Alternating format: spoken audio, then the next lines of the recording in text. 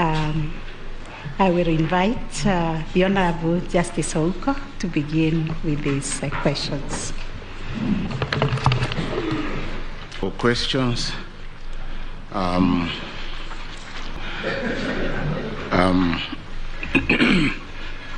Mr. Vote differential were noted between the votes cast for the president and those for governor, senator, women rep. You tried this morning to explain that some of those instances arose from stray ballots. Would you tell us how many constitute stray ballots? And can you also share with us how those stray ballots are distributed in terms of counties? Related to that, did you have, in your analysis, did you have any instances where voters walked into the polling station, voted for the president and no other candidate or no other category of candidates, what in this court we call the Mwilu question, in reference to my lady the vice president, I think arising from the 2017 question that I think my lady and my lord Mr. Justice Mokinwanjala posed. Did you have any of those where you are issued with 5, 6 ballot papers, but you don't utilize all of them? Senior Counsel Kamau Karori, the appointment of the chairperson of the IBC was gazetted by the chairman himself. I would like to know whether he was gazetted as an agent of the commission or he was gazetted as national returning officer in his capacity as the chairman of the commission, and whether, if it was as an agent of the commission, whether there were any resolutions preceding this appointment. I'm back to Mr. Mahat with the question of voter turnout. According to your presentation on PowerPoint this afternoon, you said there were 45,994 voters were identified through Kim's kit, and this is out of 46,229. Sorry, that Kim's kit were used in 45,994 polling stations out of 46,229. That gives us 235 polling stations, which I assume I did not use Kim's kit. Therefore, assuming that the manual system was employed to identify them, are you able to say the numbers from these 235 polling stations? I saw some figures like 860 or 86,000, 114,000. So if you can just clarify that for us. And again to Mr. Mahat, because he dealt with figures. Mr. Umtata yesterday presented also a PowerPoint to demonstrate that 1.6 million votes were cast or were streaming in many hours after the closure of voting. If you can also respond to that question. Mr. Gumbo, both Mr. Issa and Mr. George Raro, Senior Counsel, in their submissions, talked about how Kenyans were following the streaming of results live. And then something happened and that stopped. Can you explain to us what may have happened for this to have stopped? My lady, those are all I have. Thank you. Thank you, President, and thank you, Council. Again, your submissions were most helpful. We thank you. Professor Muigai, you said that the whole dispute revolves around numbers. And you were before us in 2017, and the question of Section 83 of the Elections Act was prominent at the time. Morgan versus Simpson was prominent. You were Attorney General at the time. A number of things happened around Section 83 post our judgment. My question is, looking at the qualitative, the quantitative test, and Professor Kindiki raised the question too around Section 83. I had it before he raised it. Could you speak to it? And what is the approach you should take in this case regarding the test to apply? Number two, again to your team, and any of you could answer it. It's not a flippant question. I'm raising it deliberately because I have reason to. I know that the events of 15th August are in our minds, but remember that there was an extra day by which Mr. Chebukati could have declared the result. Why did he not wait until that day? Violence or no violence? Perhaps you have another reason. Reach out to the commissioners, the four that are now named the four. Try and reach a consensus. Address the question of the 27 constituencies so that these suspicions that have now cropped up would not have been an issue. Is there any other reason why he did not take advantage of the extra day to do what he had to do? Mr. Oraro, I understand where you're coming from. I understand where your clients are coming from. I understand where Mr. Kenyo and Mr. Kihara and the rest are coming from. We are now in a sport where public office is becoming exceedingly dangerous. Falsehoods are being peddled, not just to those on this side, but more even on this side and those outside. So I understand the need for you to say, my clients would like to clear their names because they've been mentioned in these proceedings. But let us come back to the proceedings, the pain of social media, the pain of affidavits aside. What do you want this court to do with the information you've given us? So we have had your side of the story. We've had Mr. Chebukati's side. We've had Cherera's side and our colleagues. What do you tell the court to do in the context of this judgment, in the context of the issues for determination? What do we do with the matters you placed before us? And while you're at it, you also mentioned Section 83. Perhaps you could also say something about Regulation 87.3. Perhaps since you appear for the Attorney General, and for the first time you're not appearing as amicus but as a respondent, could you say something about Regulation 87.3 and the question I posed to Mr. Noroji? It would be helpful for us if we could hear you on that question. I believe those are my, Mr.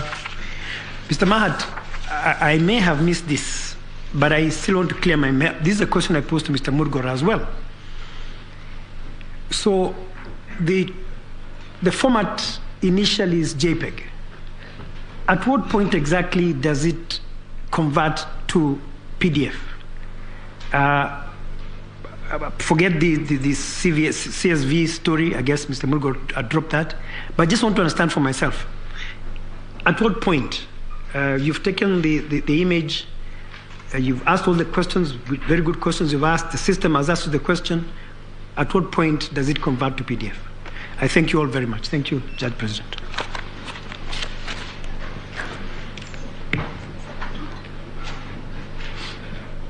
Thank you, Judge President. My questions will go to Professor Muigai. As we've been asked by a number of parties that they've asked us to settle the law around Article 138.3 10.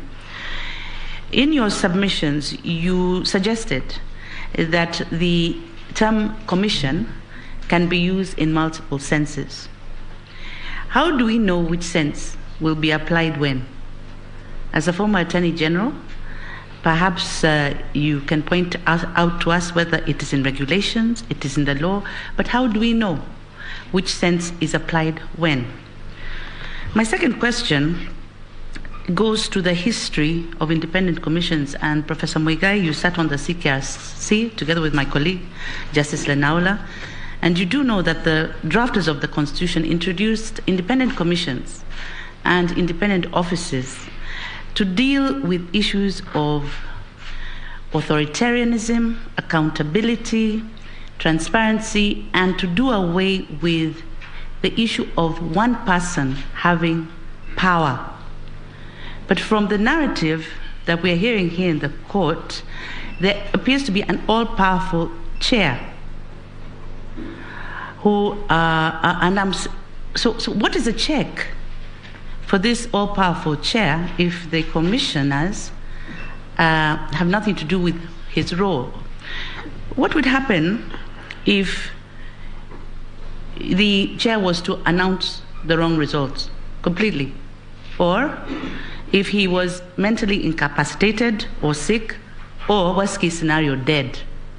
Who then would announce the results?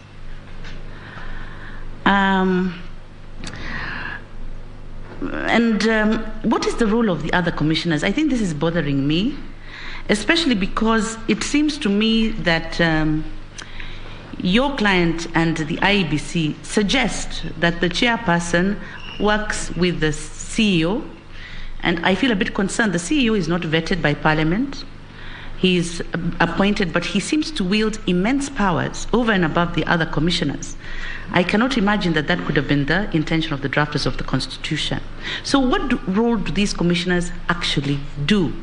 Because it hasn't come clearly. Or, for example, if one commissioner says he's in charge of ICT, what does that mean? Does it mean he's in charge of ICT until the presidential election, then he's not? What does it mean? What is the role of these commissioners? And I'm asking this question more towards trying to understand the leadership and the management in the commission as opposed to the management of the presidential election.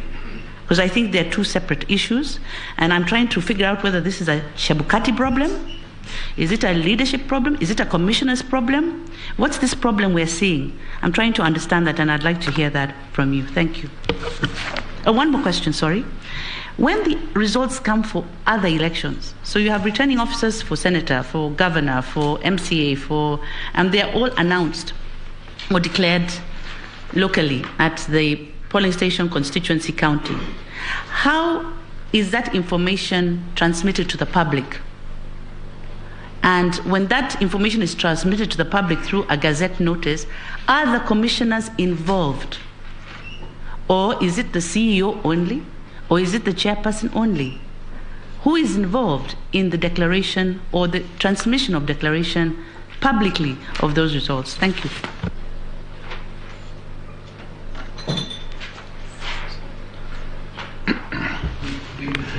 Thank you, Chief Justice. My first question, I think, could be addressed by Mr. Karori. In the morning, you did really argue quite strongly that when it comes to verification, tallying, and declaration of the result, the presidential election result, that really, if you look at the law, in your interpretation of the Article 138 and the jurisprudence that you say emanates from this court, you seemed to be arguing that that is strictly within the purview of the chair's mandate, and that really these other commissioners, let's say the remaining, the 6 commissioners, really ought not to be around that, because that's a role preserved for the chair. But then you said, according to the statute that establishes this commission, the enabling statute, the roles and functions of the commission, commission, are stated. One of them is oversight. What is oversight?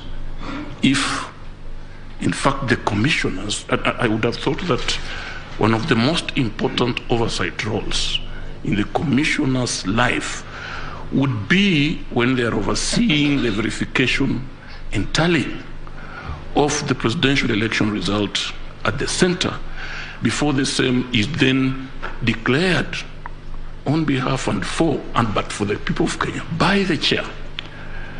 So what is oversight? I ask this because we were informed yesterday, and I think you are here, that instead of perhaps playing this role, some of them were allocated welfare scenarios, protocol, and media. But what is oversight? What would they be oversighting over? That's the question. In other words, at what point in this corporate entity scenario does the chair then disengage from the other commissioners, be they 2 or be they 5 or 6? When do you say this is chair qua chair and this is chair as part of the commission? Because we need to understand that.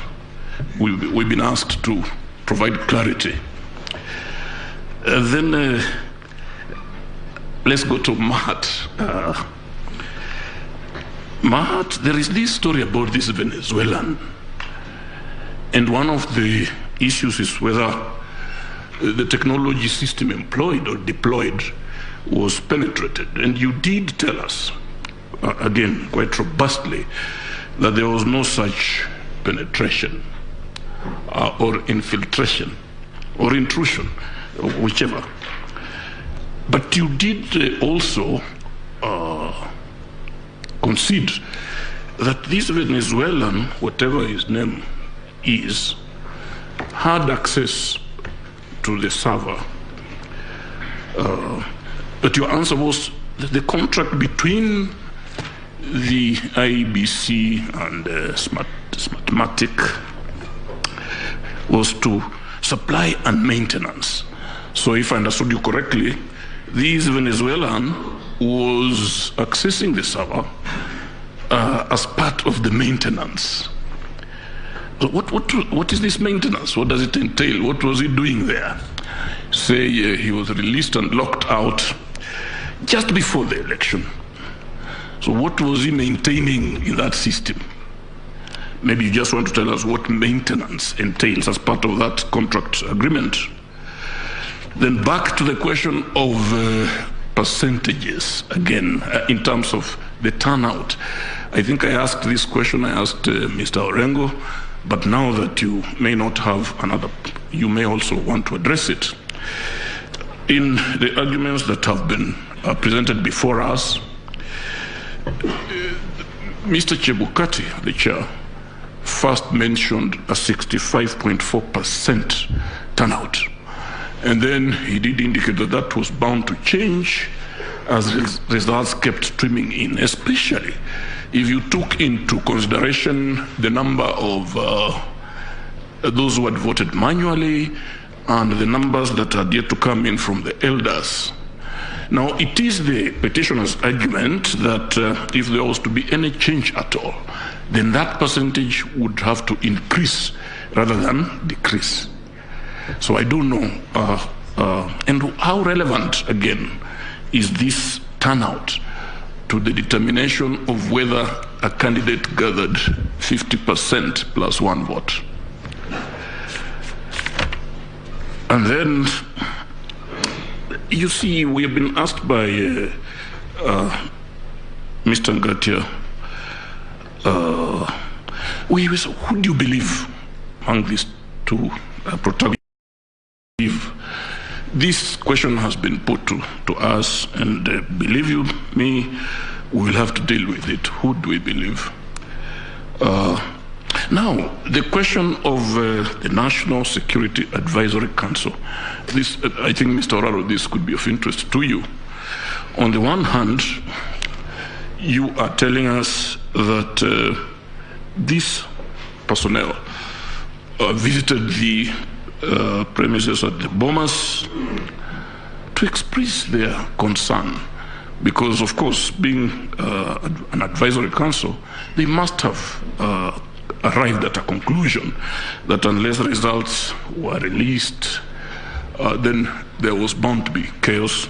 But on the other hand, the chair, in his affidavit, tells the court that the only reason the AG, or I mean not the AG, but the individuals, distinguished people for whom we have a lot of respect, paid that visit, was to tell the chair to somehow re-engineer the results in favor of one of the candidates. Now, this is not a question to you, but a question to Mr. Chepkati's counsel. Professor, you may want to or even Mr. Karori, are we to assume that by the time Mr. Kinyo placed this call, if the intention was to influence the declaration of the results, to change it, to re-engineer it, are we to assume that by the time that call was placed and by the time this gentleman paid this visit, they already knew the results? Because there's no way they would have been on that mission if they had not known the results. So are we to assume that in fact, if this be their mission, are we to assume that they already knew the results? Okay. Then finally, Mr. Kilokumi, you know, you cited King Solomon. And this court treats Holy Scriptures very seriously. You came up with, you say there is victory. Because in King Solomon's story, the protagonists were distinguished mothers. But here, you called them two gentlemen. But I also remember that one of the mothers who turned out, or the mother claimants, who according to Solomonic wisdom could not have been the mother, is the one who was saying, cut the baby.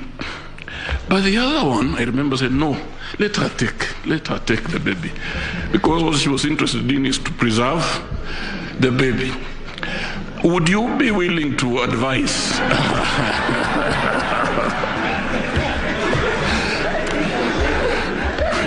I rest my case.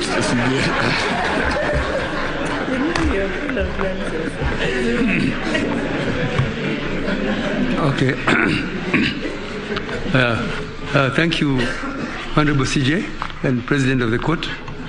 I just have one inquiry, one question for the respondents, and it may go to, actually it may be answered by either the counsel, Senior Counsel Gidu Migai and his team for the first and second respondents, or it could also be taken up at the same time by counsel for the ninth respondent.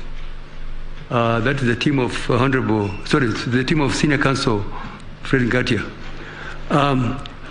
It's my understanding that one of the submissions and cases in response by the first and second respondents, on the one hand, and the ninth respondent, that is the President-elect, are placing the blame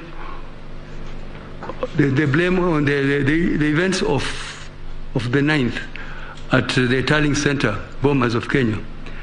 That the two groups of parties are placing the blame on the first and second petitioners' agents and sympathizers and supporters during the tallying and verification.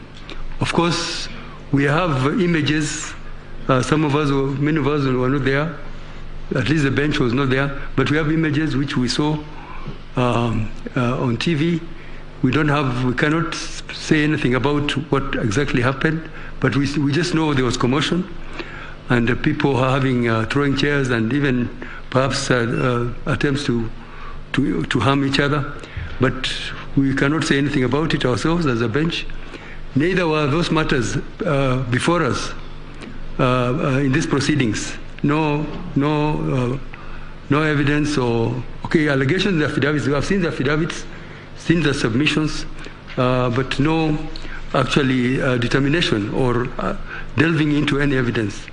So, and yet there is a request, a suggestion that we should attribute and apportion blame among the, we should place the blame on some parties, particularly the petitioners, because of their agents, supporters, and therefore actually you expect, particularly I can see the submissions of the 9th respondents, and even I saw the affidavit of Professor Goulier, where he actually says he expects action to be taken to investigate those criminal election offenses. So I just wanted to inquire that would you expect, having had such elaborate submissions and affidavits, would you still expect us to make a determination, apportion blame, attribute blame, yet really the matter is not before us?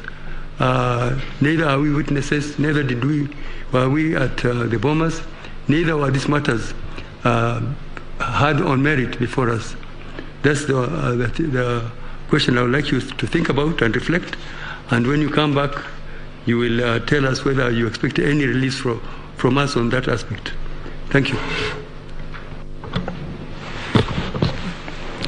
Thank you, Judge President. My clarifications will be sought from the team led by Professor Gidu Muigai, Senior Counsel. The first clarification I seek is as follows. As regards the requirements of Article 140, and just remaining within Article 140, and even considering that the 4 new commissioners only arrived in, was it September last year? And whatever it is they've been doing on a day-to-day basis, please clarify in my mind, because it's a major issue here, what the constitutional role of the 6 commissioners is under Article 140. And once you tell us what it is, just position their role against that of the staff of the Secretariat and of the chair.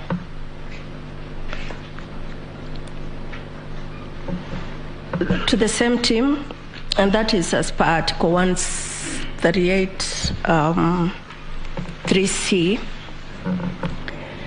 To the same team, of course, numbers are critical. They are, for me, they are. Because that is a mandate of 138 for A and B, the threshold, the 50% plus 1. And numbers are important for as long as they are not negated by any other process. And numbers would point to a good election, a good result, if they are not affected by anything else.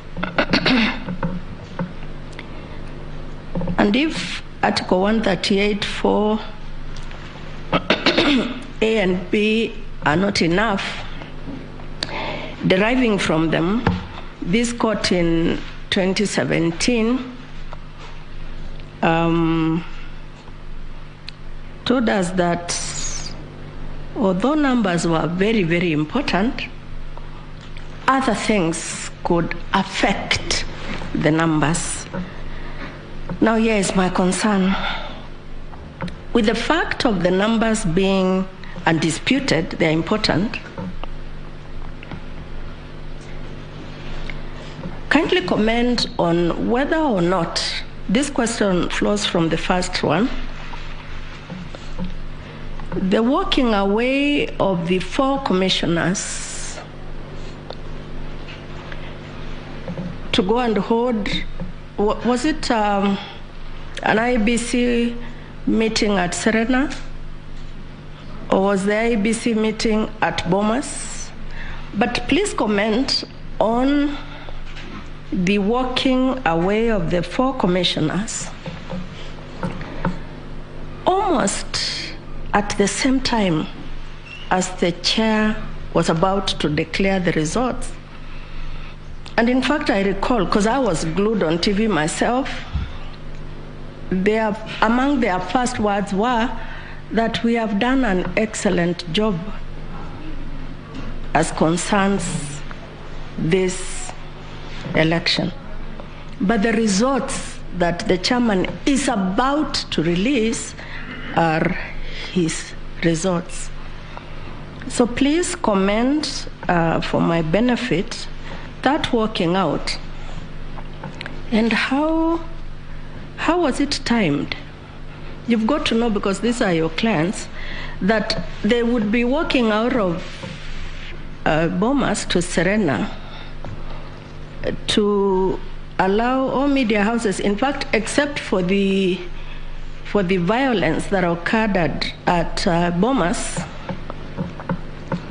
the split screens of media houses would have been showing each one of them addressing us, the Kenyan voter, at the same time. In fact, at one moment there, I thought the team at Serena would give us their numbers, and the team at Bomas was going to give us their own numbers. So my concern is, does their walking out mean anything under Article 140? If it does, what is it? If it doesn't, why not?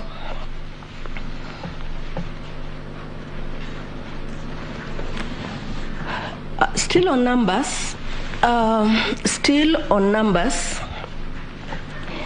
and answering all of us, yours and our issue number 4 and 5,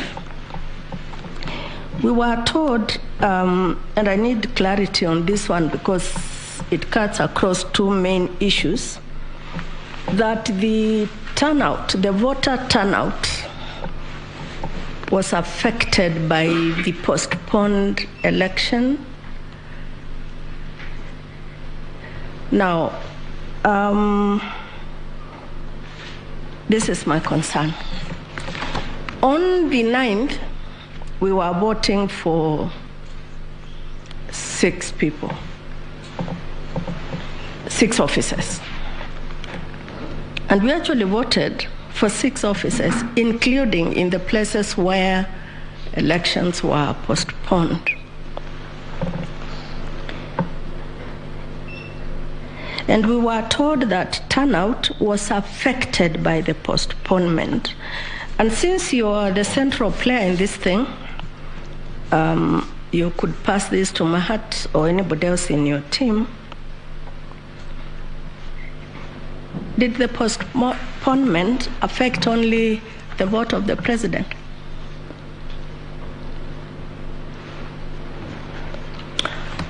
And since we are in the habit of taking judicial notice, and since I am in a position to take judicial notice of the fact that elections have since happened in the postponed areas, have the subsequent elections returned a different result as to turnout? because that happened, was it Monday? And we have yet to write a judgment. If they are affected, in what respect?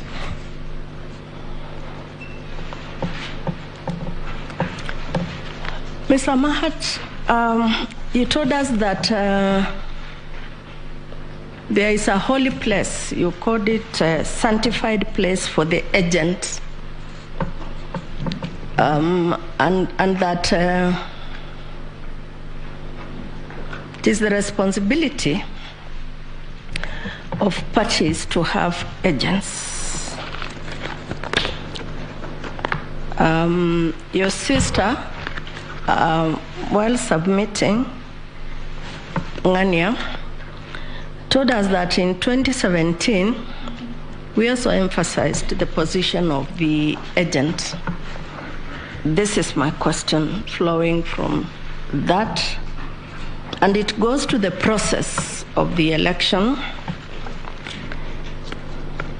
What if there were no agents? The Article 81, I think 81E, places the burden of ensuring that we have a fair, free, transparent, accountable, and all those things election, where, for whatever reason, agents are not present at an election. Is it not the role of the IEBC to ensure that Article 81E is upheld? And in the event, I know you said in Tiati, some constituency there, in fact, there were no agents from anyone. The process, and where there are no agents, the process. Finally, we have seen somebody named the 4 commissioners as respondents. One of these petitions, or some of them, named them as respondents. I think someone had even named them as interested parties or something like that during interlocutories. But by whatever name code, they remain commissioners. We have seen affidavits that they have sworn, which tend to show that they take certain positions. Now, what is the position to be taken by a commissioner? Is it a position of the party, any party, or is it the neutral position of the IEBC? And when they take, as I think they have done in this case, the position of any side, what is the court to do? Did I say finally? Then I'll say the second finally. That Kenyua's call, Mr. Joseph Kenyua's call, and whatever else that happened, the night meetings, the security issues, and so on and so forth.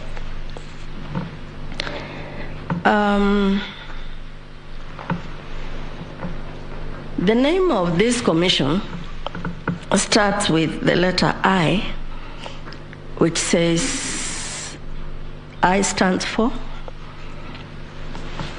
the Independent Electoral and Boundaries Commission. And in the body of 88 going down is that, and even in their act, they shall not be directed in the manner in which they do their work. But I want you to clarify in my mind, because it's now an issue here. When it comes to writing the judgment, what do you want me to write? There are commissioners, and we talked about the dysfunctionality. It came from you, it didn't come from this side of the bench. Of the commission, I'm glad today I have had an attempt at answering my question yesterday as to when it became dysfunctional, but I'm still waiting for answers from the person to whom the question was directed, which is the petitioners. But tell me what the IEBC was supposed to do.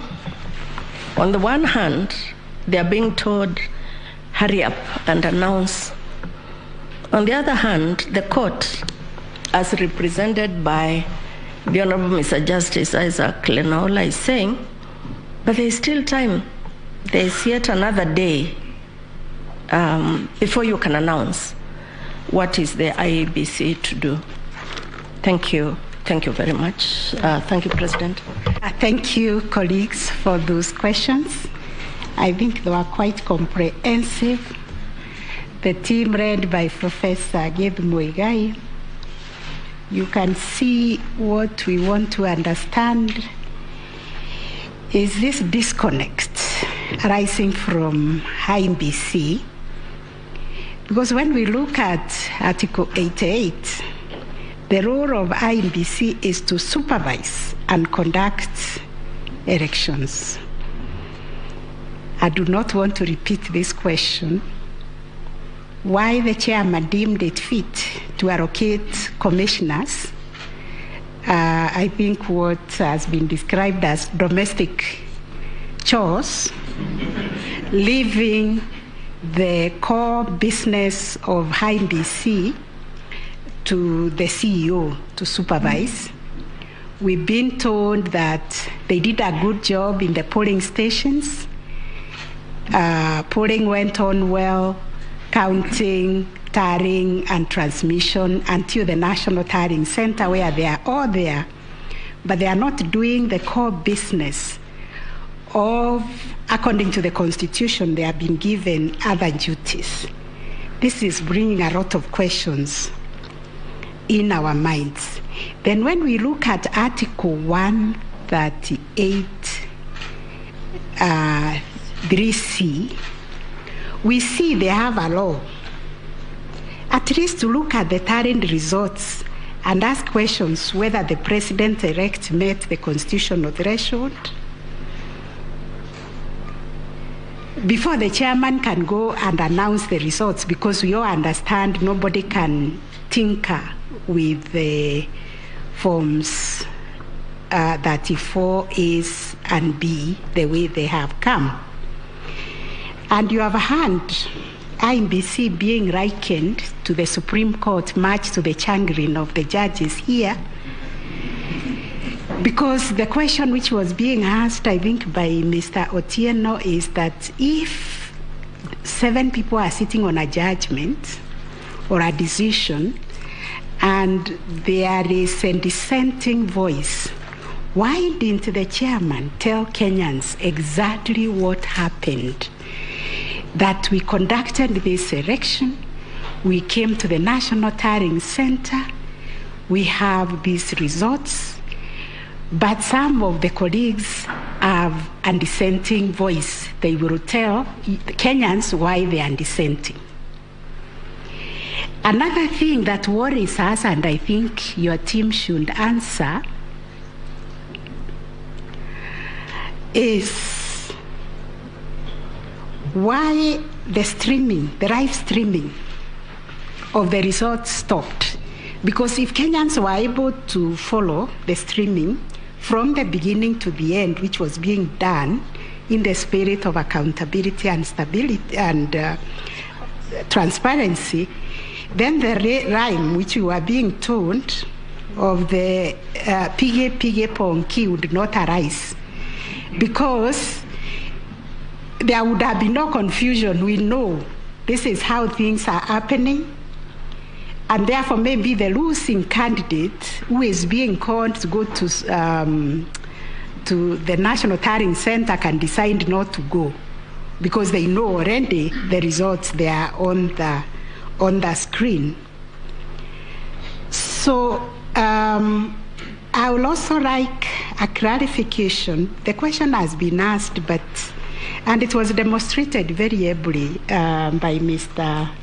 Mahat. I would really like to follow his presentation because he did it with the passion. Mr. Kirago Kemani also did it, but I think I want you, Mr. Mahat, to, just demonstrate how the forms 34A that were attached to the affidavits of the respondents were photoshopped. I think I liked your language of photoshopping, and I could follow it, but I want to understand exactly how they were photoshopped. I think that is what I would like to ask. Thank you. Oh, one more. Thank you, CJ. Sorry, I don't know whether it has been, but time without number, the issue of the 27 constituencies whose results, it is said, had not been included in the final tally before the announcement was made, keeps coming up. We have been told that in fact, these 27 constituency results had been verified and tallied. But because of the commotion, somehow they would not be part of the announcement. But why did the chair, just before, when calm was restored, why would he not have included them? Because they had already been verified and tallied. Or did not include in the final so that they shouldn't be here bothering us? Why was it, where was the hurry this time? And already the results had been tallied and verified. Thank you, CJ. Sorry, I just forgot a quick question, Professor Muigai, regarding my questions on Article 138. What is the implication of what you are suggesting on the chairpersons of other commissions? And I say chairperson, I noticed today everyone's talking about chairman, chairman, chairman. The correct term is chairperson.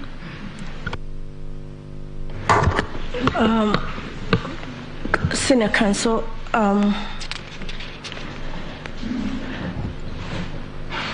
I think myself that, and if I'm wrong, please correct me, that the most important day for a commissioner of the IEBC has got to be that time that they are doing the presidential election, and I think there is a reason why their term is 6 years, because our elections are every 5 years. So that, I think it's likely that in the 6 years, or whatever time one gets in, a commissioner would have to conduct an election, a general election. Let's not just say presidential, but a general election. Therefore, what is the role of the commissioner, the 7 commissioners? Back to my question number 1, and strictly under Article 140 for me, and 138, 3C. Thank you.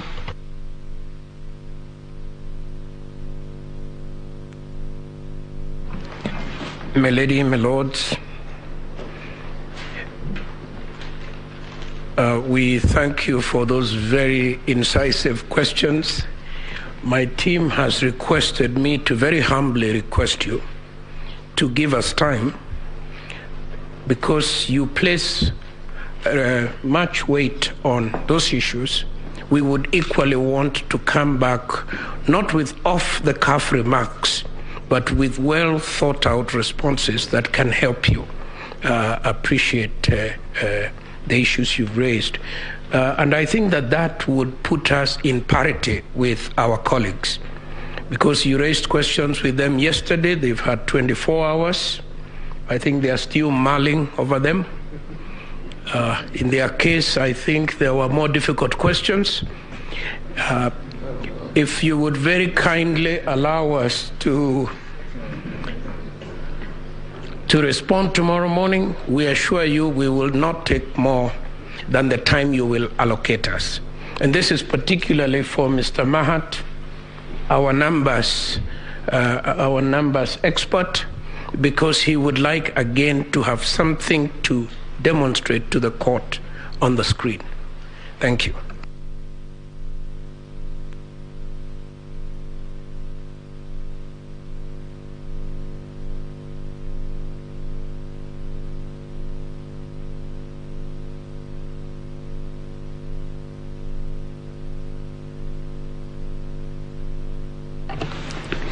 Yes, we are consulting because we did not want to give you a second bite of the cherry. You know you have no right to reply as respondents. But we have asked these questions on the tailhead. The hour is also late, but you know we are operating under very, very strict timelines because of the extraordinary circumstances of this matter. We have agreed to allow you to respond in the morning, considering that if you put your minds together, you'll be faster in the response than if we do it now.